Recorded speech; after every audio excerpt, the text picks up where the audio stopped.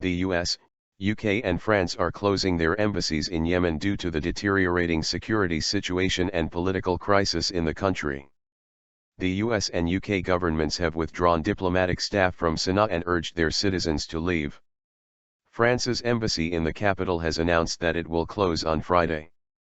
The moves come as the UN attempts to broker talks between political factions and Shia rebels who control Sanaa and dissolved parliament last week. President Abdrabbuh Mansour Hadi and his cabinet resigned on January 22 after the rebels, known as Houthis, overran the presidential palace and placed them under effective house arrest. The Houthis have taken over predominantly Sunni parts of central and western Yemen in recent months, sparking battles with tribesmen and al-Qaeda in the Arabian Peninsula, AQAP, after advancing from their stronghold in the far north and seizing Sanaa in September. The crisis has threatened to derail the unbacked transition to democracy launched after mass protests forced longtime President Ali Abdullah Saleh to hand over power to Mr. Hadi in 2011. Unilateral actions. The UK Foreign Office announced early on Wednesday that it was temporarily suspending the operations of the British Embassy in Sanaa. The ambassador and diplomatic staff will return to the UK. The security situation in Yemen has continued to deteriorate over recent days, UK Minister for the Middle East Tobias Ellwood said. Regrettably, we now judge that our embassy staff and premises are at increased risk. The decision came hours after the U.S. State Department said it had decided to suspend operations at its embassy in the capital. Recent unilateral actions disrupted the political transition process in Yemen, creating the risk that renewed violence would threaten Yemenis and the diplomatic community in Sanaa, spokeswoman Jen Psaki said.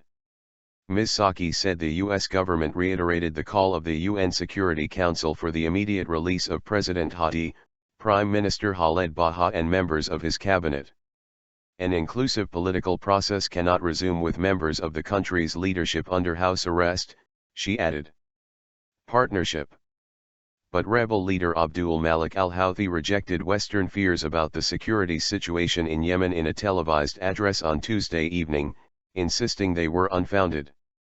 Mr. Houthi said it was in the interests of everyone, both inside and outside the country, that Yemen be stable and warned that the interests of those who bet on chaos and want to hurt the economy and security of the people will suffer, singling out Sunni-ruled states in the Gulf Cooperation Council, GCC, who have accused the Houthis of a coup.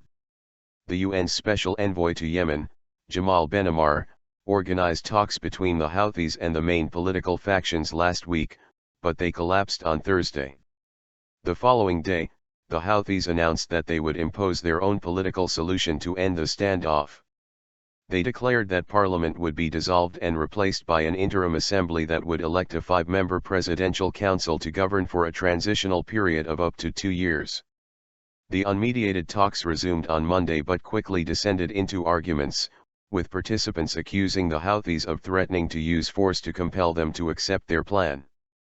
In Tuesday's address, Mr. Houthi proposed a partnership with the main parties, but he warned the Sunni Islamist party Islah, one of the rebels' fiercest opponents, to give up on an ideology that excludes the other.